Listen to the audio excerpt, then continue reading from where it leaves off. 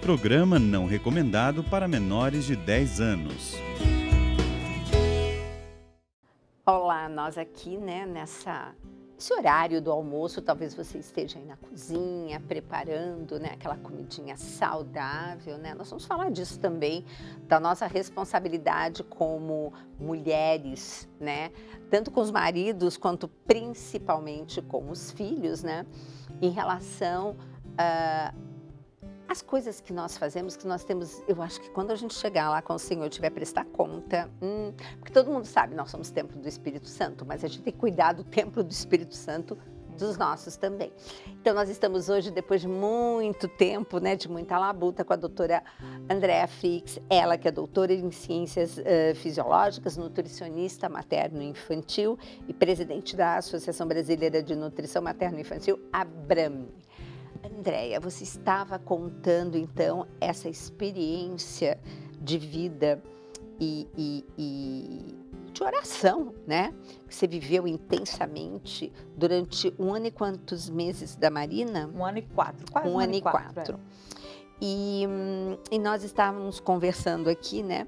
Porque a doutora Andréa sofreu um primeiro aborto antes do Miguel nascer, né? Uhum. E aí ela estava conversando sobre esse aspecto e o que eu tenho notado muito, Andréa, quantas mulheres que não chegam ao 3º mês já acabam tendo essa mesma dor. Um aborto espontâneo. E ela falou uma coisa muito bonita, mas muito forte, mas é muito real, o aborto.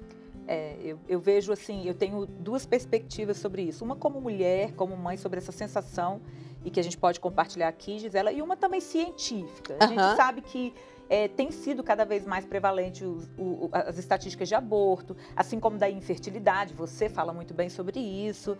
A gente sabe que existem questões ambientais que têm contribuído para isso, para essa realidade, desde contaminação por plástico, por disruptores endócrinos, pelo estilo de vida, pelas doenças, pela idade, a gente tem tido filhos mais velhos.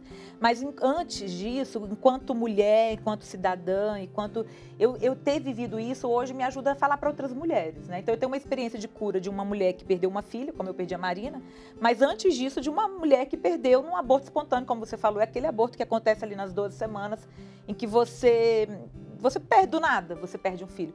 E o que eu queria dizer para as mulheres que nos veem, eu acho assim, Gisela, como a gente precisa falar nisso. Porque, como você disse, muitas mulheres que estão nos assistindo, elas passaram por isso. E a questão do aborto, que eu entendo, é que a sociedade não está preparada para lidar com esse luto que essa mulher tem. A sociedade não está preparada, os profissionais da saúde não estão preparados, as pessoas dizem coisas horríveis para a mulher que perdeu um filho. E você imagina assim, Gisela, você está grávida, então você descobre que você está grávida, se você tinha programado ou não, não importa, você tem aquele sentimento, você é mãe, você se tornou mãe, seus hormônios estão mudando ali, e é uma cascata hormonal, e você tem enjoo, e a barriga muda, e de repente você descobre que tem um sangramento, um descolamento, e você perdeu. E naquele dia que você sofreu o aborto, você tem uma mudança hormonal muito grande, porque cai tudo ali, então você começa a ter toda essa repercussão hormonal. As pessoas não veem isso, as pessoas não imaginam isso, as pessoas nem sabem disso.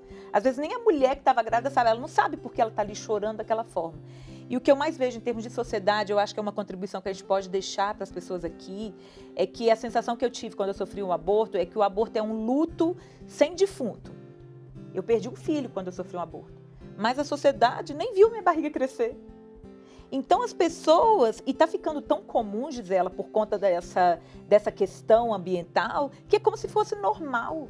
Normal. Você perdeu, a minha fulana também perdeu, a minha amiga do grupo do WhatsApp perdeu, a minha cunhada perdeu, mas você perdeu um filho. Então eu acho que é a hora da gente acordar para entender isso. E nós estamos falando aqui, eu estou falando de uma experiência, de uma mãe que depois teve outro filho, que depois teve outra filha, que depois teve outro filho. Mas a gente tem mulheres que perderam 7 bebês. Eu tenho pacientes que perderam 6, 7. Ai. E é uma dor, é um luto que precisa ser respeitado. A gente começa a gerar um filho, Gisela, você sabe muito bem disso, no coração. Muito antes da fecundação. E é preciso falar isso. Essa mulher tem que ser respeitada, tem que ser apoiada, sem dúvidas. Nossa, tão importante tudo isso que você está falando. E, Andréa, o que está o que está acontecendo, que como você falou, está muito prevalente. Temos muitos casos novos de muitas mulheres, não só jovens, sim, mulheres cuja primeira gestação não consegue seguir. Eu, particularmente, peguei muito no consultório uma situação que me deixou chocada, porque ninguém investiga, já antes dessa mulher querer engravidar, como é que estão os fatores de coagulação. E depois que perdeu o primeiro, o segundo, aí vão investigar e falar, então, gente, como que é isso? E não só isso, né, Gisela? Às vezes essa mulher, eu já tive paciente que tinha sofrido 6, 7 abortos e nunca tinha ninguém colhido uma vitamina D dela, por exemplo. Então, a gente está falando aqui de uma comunidade científica, e aí eu falo dos nutricionistas, dos médicos, dos profissionais da saúde mesmo, que precisam entender que isso não é ao acaso. Então, a gente tem vários fatores de risco. A própria questão da idade é um fator de risco. Nossos pais tiveram a gente com 20 e poucos anos. Nós estamos tendo filhos com 35, 40, e é o comum hoje, o mais comum. Então, isso é um fator de risco. A questão materna e paterna, né, Gisela? A gente pode vir aqui um dia só para falar da questão masculina. Sim. Porque é 50% da responsabilidade. A gente tem que deixar eu falo que esse machismo científico tem que acabar. No momento da fecundação, 50% da história do homem, 50% é da história da mulher. Verdade. Então, para que isso aconteça, foi assim que Deus criou a gente. Foi Deus que criou a nossa máquina assim. Exato. Ele que fez a gente assim. Então, a gente tem a questão da idade, as questões ambientais, a contaminação ambiental, os disruptores endócrinos, que são substâncias que estão nos produtos químicos, no plástico, que vai contaminar. Eu costumo dizer, Gisela, que a gente está colhendo o que nós estamos fazendo com o ambiente. Isso é fato. Deus nos deu um mundo, Ele não deu um mundo para a gente destruir, assim como não deu o nosso corpo para a gente destruir. A Bíblia diz que o corpo é o templo do Espírito Santo. Exatamente. E você não vai ver ali na Bíblia nenhuma aprovação no sentido de que você não deva cuidar, ao contrário, você deve cuidar.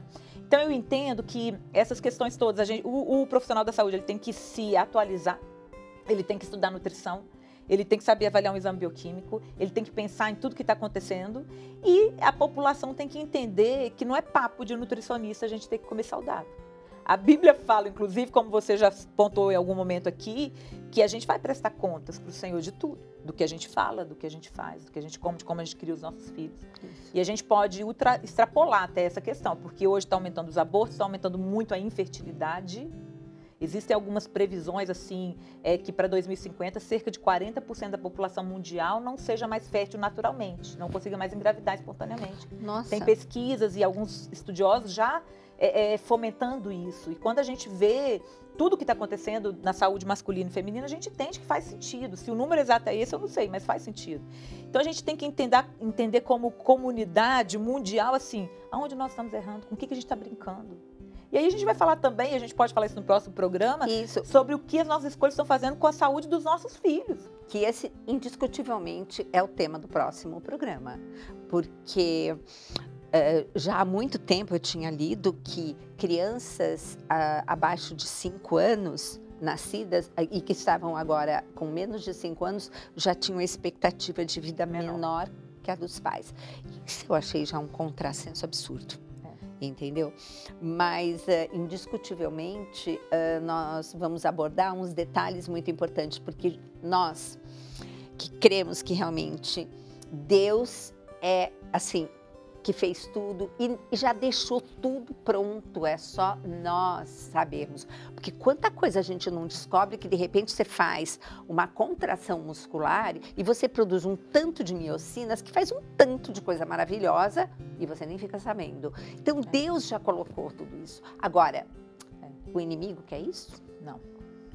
Hein?